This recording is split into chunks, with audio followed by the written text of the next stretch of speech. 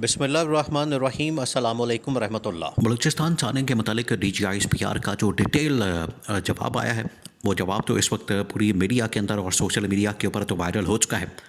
और उसके अंदर DGISPR की जानिब से कैटेगोरिकली दहशतगर्दों को पैगाम दिया गया है, उनको मैसेज कन्वे किया गया है कि जो आपने वाक़या किया है, आपकी जानिब से जो लोगों को शहीद किया गया है, आम लोगों को मारा गया है, फ़ौजी जवानों के ऊपर हमला किया गया है, इसका बदला लिया जाएगा।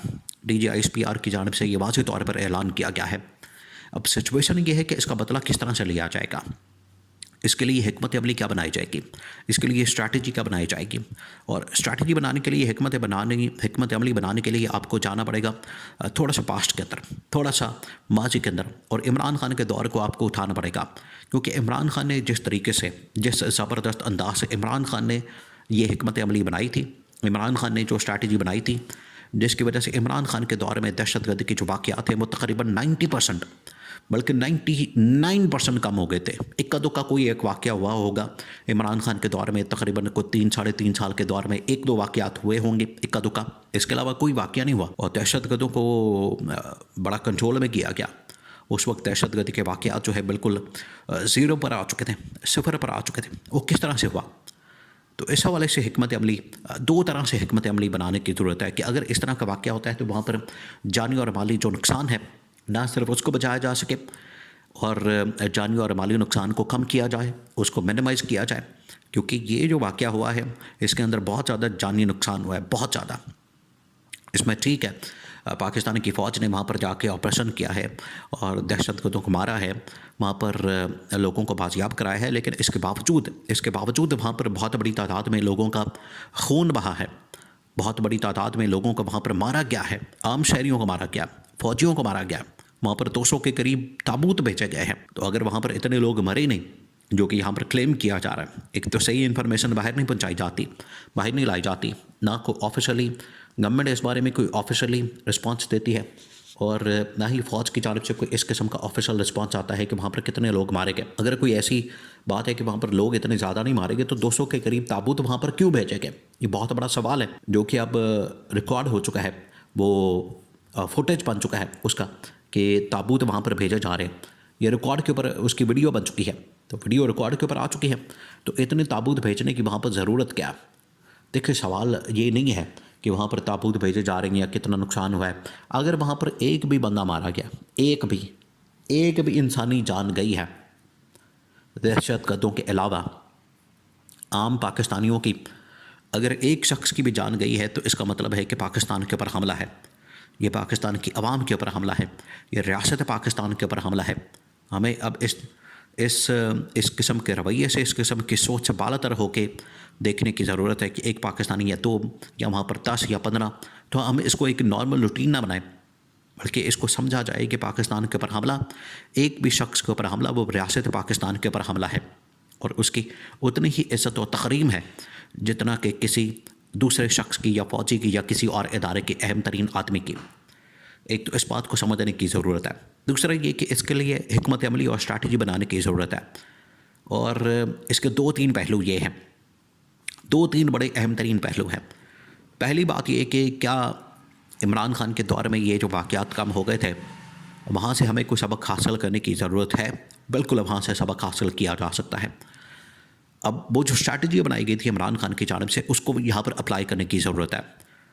वो स्ट्रैटेजी ये थी, वो हिकमत अमली ये थी कि इमरान खान ने पैरेलल जो है, ना सिर्फ इनके साथ मुज़ाकरात किए, इनके साथ बातचीत की, इनके साथ डायलॉग किया, टेबल टॉक की, बल्कि इनके ख़िलाफ़ ऑपरेशन भी लॉन्च करके रखा। और उस वक्त की जो इस्टेब्लिशमेंट थी, जिसके अंदर जनरल बाजवा और जिसके अंदर जनरल फैज़ और इमरान खान की सरबराही में, देखिए ये सारा कुछ चल रहा था इमरान खान के विज़न के मुताबिक, इमरान खान की सोच और इमरान खान की अप्रोच के मुताबिक। ये इमरान खान का विज़न था, इमरान खान की सोच थी, जो कि पीछे कार फरमा थी। उस सोच के तहत, उस अप्रोच के मुताबिक जो है, ये सारा एक स्ट्रैटेजी और हिकमत अमली के ऊपर काम हो रहा था। और ये स्ट्रैटेजी और हिकमत अमली आज इसको अपनाने की ज़रूरत है। पैरेलल जो है, अब बातचीत करें, और पैरेलल जो है, आपने अगर कोई हमला होता है तो उसका जवाब देना है। अब मुज़ाकरात के लिए देखिए, केपी गवर्नमेंट ने कुछ अर्सा पहले इनको आगाह कर दिया था, और उनकी जानिब से कहा गया था कि हम अफ़गानिस्तान के अंदर जाते हैं, एक डेलीगेशन लेकर जाते हैं, उनके साथ बात करते हैं, उनके साथ बैठते हैं।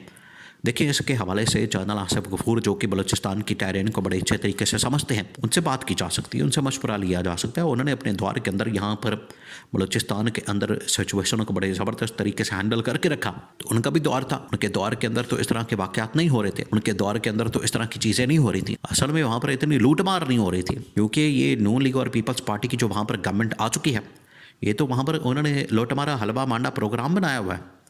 वहाँ पर ये तबाही और बर्बादी ऐसे ही नहीं फिरी हुई कि अरबों रुपए वहाँ पर जाते हैं, लेकिन वहाँ पर सिक्योरिटी नाम की कोई चीज़ नहीं, डेवलपमेंट नाम की कोई चीज़ नहीं, वहाँ पर लोगों के ऊपर पैसा नहीं खर्च किया जाता, वहाँ पर इंसानों के ऊपर पैसा नहीं खर्च किया जाता, फलाह बहबूद के काम नहीं किए जाते। तो ये पैसा आखिरकार कहाँ जाता है? पैसा जाता है इनकी जेबों के अंदर, इनके अकाउंटों के अंदर, इनके बैंक बैलेंस बनते हैं, इनकी प्रॉपर्टियाँ बनती हैं, इनकी जायदादें बनती हैं।